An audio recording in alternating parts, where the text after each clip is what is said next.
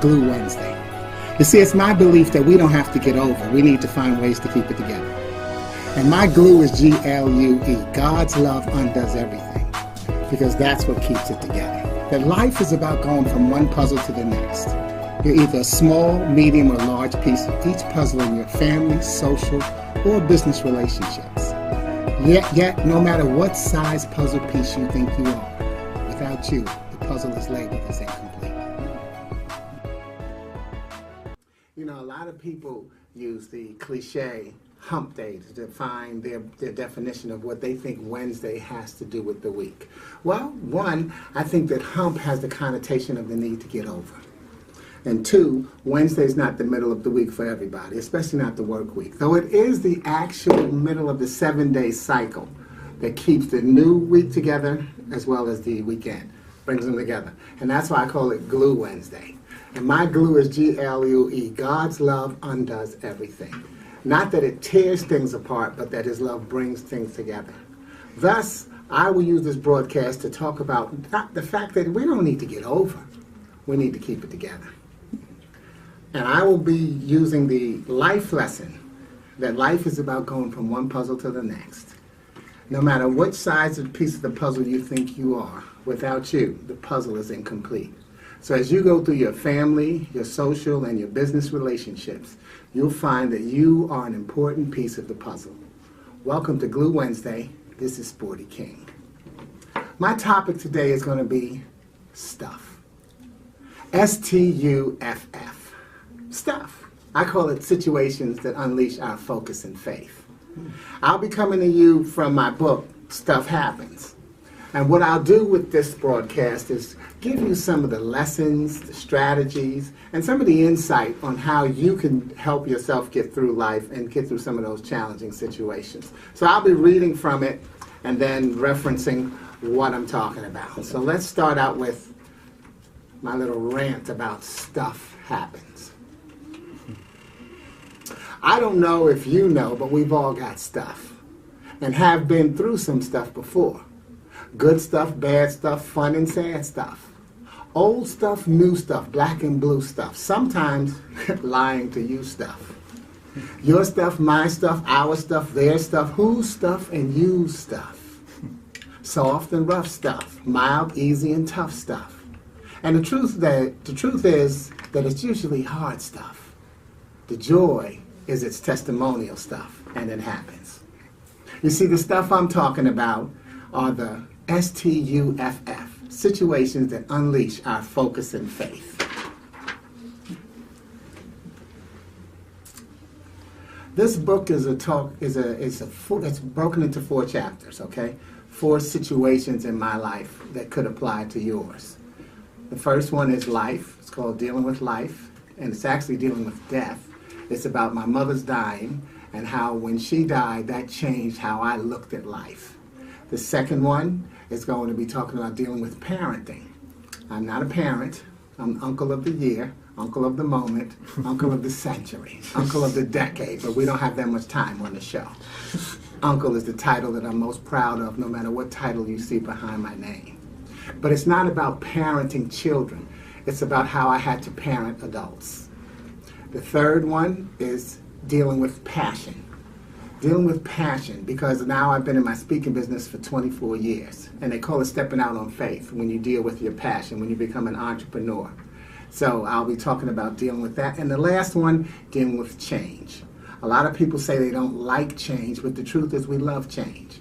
All we have to do sometimes is reword it and put an L-L-E in the middle. You think C-H-A-N, C-H-A-N-G-E is change. C-H-A-L-L-E-N-G-E is challenge. And so change is just challenge with an L-L-E in the middle. And that L-L-E is the life learning experiences. And that equates to the stuff. So I'm going to give you the stuff from my mother's dying. Living that type, and I'm going to read somewhat out of context. Yes, of course, to force you to buy the book, you got to get the other parts to go with it. But you want to get the lessons, because it's the lessons that make the difference. Living that type of lie has crippled the psychological development of many a young man and woman. And both of my parents were major non-supporters of liars. Ricky used to say, you lie to those you fear, and you should fear no man. That's a tough one to live by. And I've told my share of lies, but it's a principle of manhood that I value and one that I've embraced as a testament to my right to call myself a man. How do you define yourself? Sometimes we don't take enough time to do that. It's my firm belief that each of us must spend ample time putting our personal concerns as primary to living our lives and our purpose in life. And that's the focus, F-O-C-U-S. Finding ourselves creates unlimited success. Focus on you and let other people come into focus. It doesn't eliminate other people. It makes it more clear who they represent in your life and how you should use one another. While my mother was in the hospital, as much as her health was my concern, I had to focus on my well-being, physically, emotionally, and spiritually. Because my role in my family was taking on new shape as the doctor presented options that shifted the responsibility of our parent-child relationship. I had to flash back to how comforting it had always been for me to see Leah's face. Leah's my mother's nickname. So let me get that sentence again. I had to flash back to how comforting it had always been for me to see Leah's face, to be that comfort for her, as well as my sister and brothers during this opening stage of denial we were experiencing through her mortality. You see, what happened was when my mother when she got diagnosed with liver cancer, and that she would be dying when she went into the stage that they call comfort of life, something like that. But they give you morphine because you're on a timeline where you're going to be dying within the next 2 or 3 weeks, 1 to 3 weeks. And all she was worried about while she was in the hospital is she wanted to get home because she wanted to die in her house and in her bed.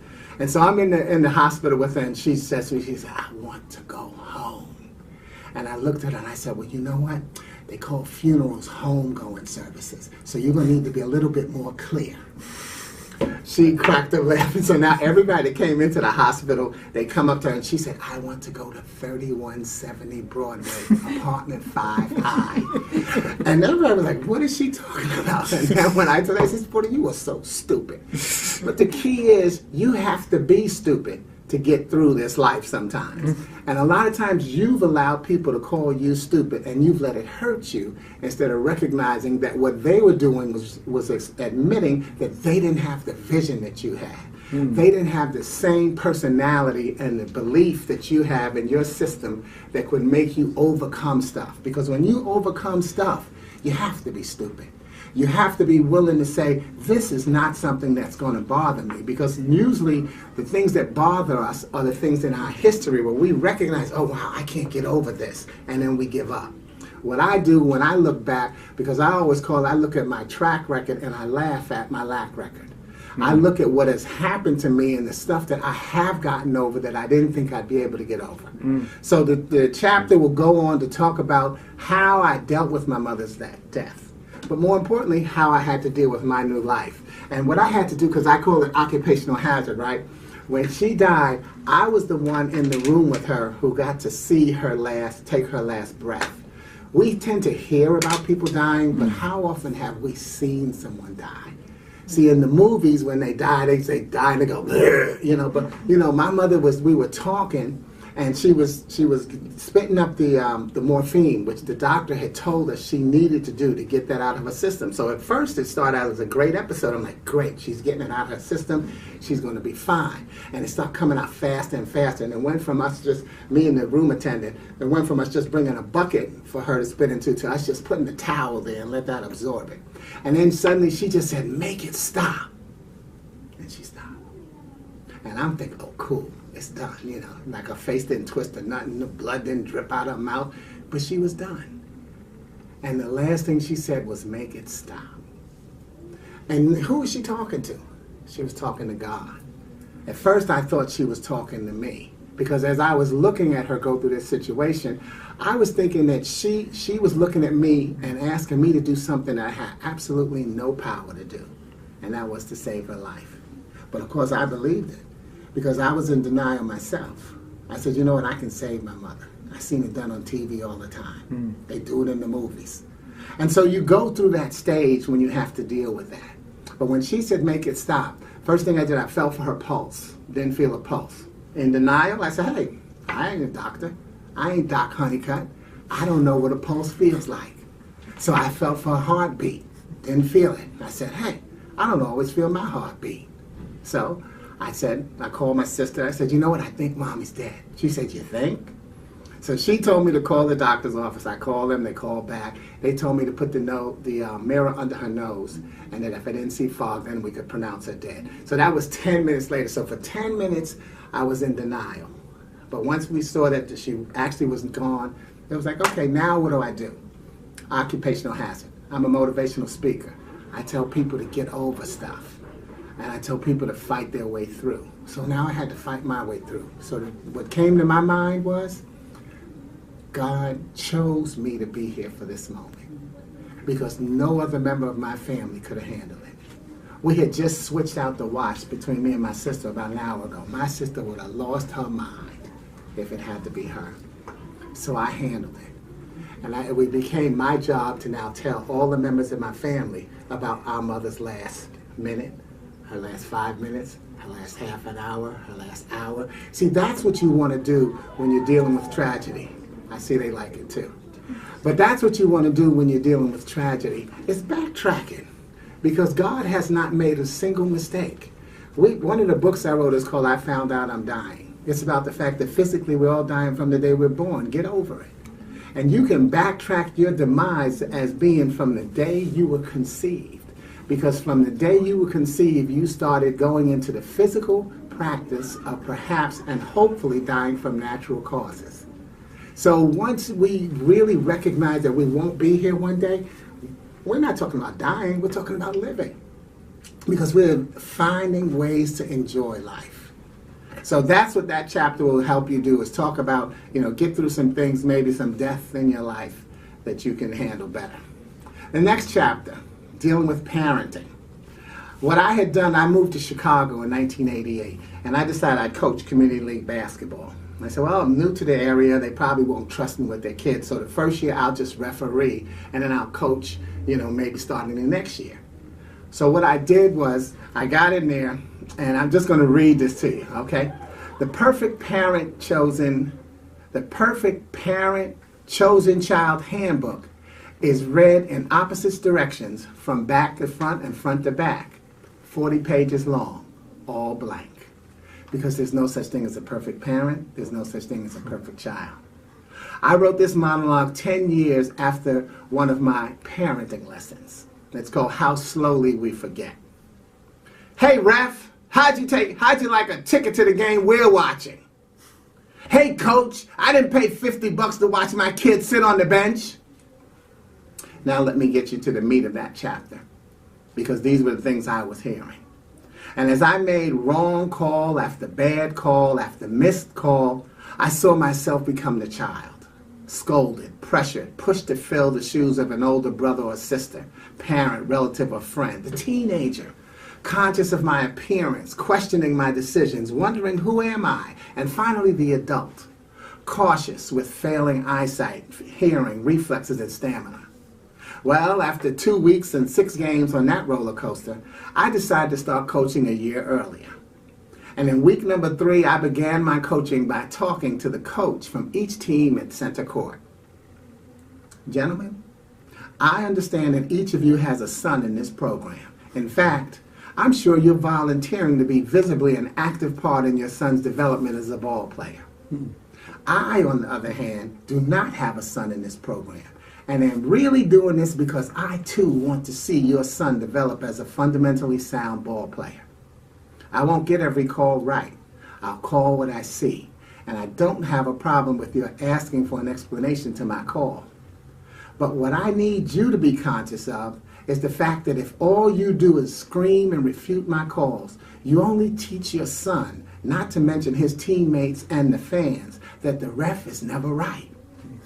Thus, he'll grow up resenting authority and being clueless as to why he doesn't make the school team. Now, how often, when I make the right call, do you look down the bench and explain to the guys why that was a good call? and why they should be conscious of not making the same mistake. If you can't explain my call, I will gladly stop the game and do so for you, your players and your fans. But I'm not here to have you abuse me game after game. Cool? That was in 1989. And starting that day, I began to hear, excuse me, ref, would you watch number 5? He's pushing my guy.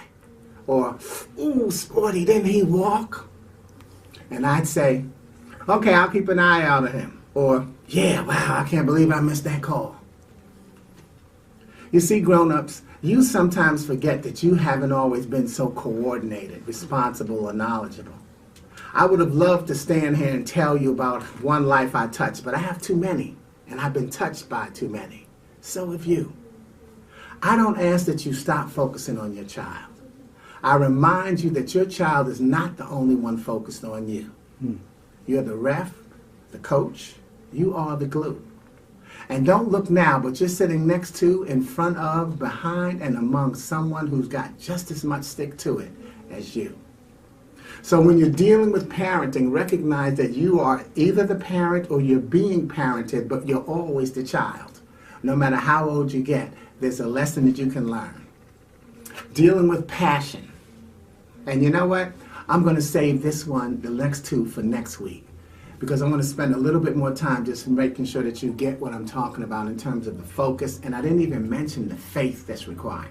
Faith, F-A-I-T-H, feeling as if there's hope. Recognizing that the only thing you cannot do is give up. And when you look at your life, you have to recognize that you haven't given up.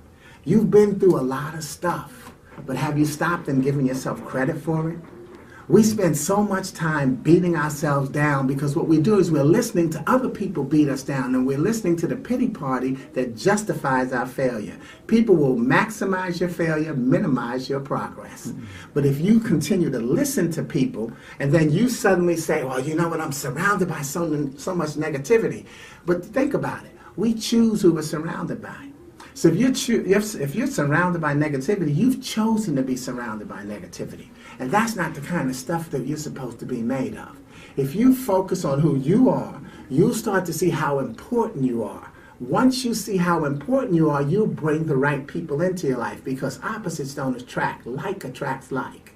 And as you start to bring the right people in your life, you start to deal with death in a different way, because you're now recognizing that you're dealing with life. God put us here to die. He didn't put us here to say, you are going to live forever, go and prosper. He said, there will be a day where I'll be calling you home. Do you ever notice how even the crooks go to heaven? When we go to the funeral, everybody's going to heaven. Okay? So the thing is, if you're on that list, well, why not enjoy the fact that you're living this life? Everything that you've done in your life so far has been right, because it's right for you based on the information you had to make the decision. When we learn better, we know better. And I might not have said that right, but you know what I mean. But when we know better, we do better. And that's what we have to really get focused on. Don't focus on the mistakes you made. You've made a lot of mistakes, but you've made a lot of good decisions. You've made at least one more good decision than you've made a bad one, or else you wouldn't be here today. And you didn't necessarily make that decision in your adult life. You might have made it when you were 3 or 4 years old, decided not to play in the toilet, fall in, and bump your head. We've got to spend more time recognizing that stuff is always going to happen. But the most important thing we want to look at is how we're going to handle that stuff. There's a principle, it's an ABC principle that people have used to talk about attitudes, and I've heard it also used to talk about counseling. And it's action, belief, and consequences. I've taken the ABC and changed it to allow, brave, and choices. Because we have to allow ourselves to grow. You have to have the right attitude that allows the people to come into your life. You see, we hear the same messages over and over again. It's not until our messenger delivers it that we get it. So how can you choose your messenger? By allowing yourself to be open to the message. The B is for brave, because each one of us needs to recognize that we do the bravest thing we can do every single day. Lay down and go to sleep. Because you have no guarantee that you're going to wake up. So if you're brave enough to close your eyes and go to sleep, how could your faith tell you that something else is, that you can't overcome something else? You're a lot braver than you give yourself credit for.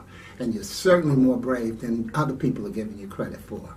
And that's why the C is for choices.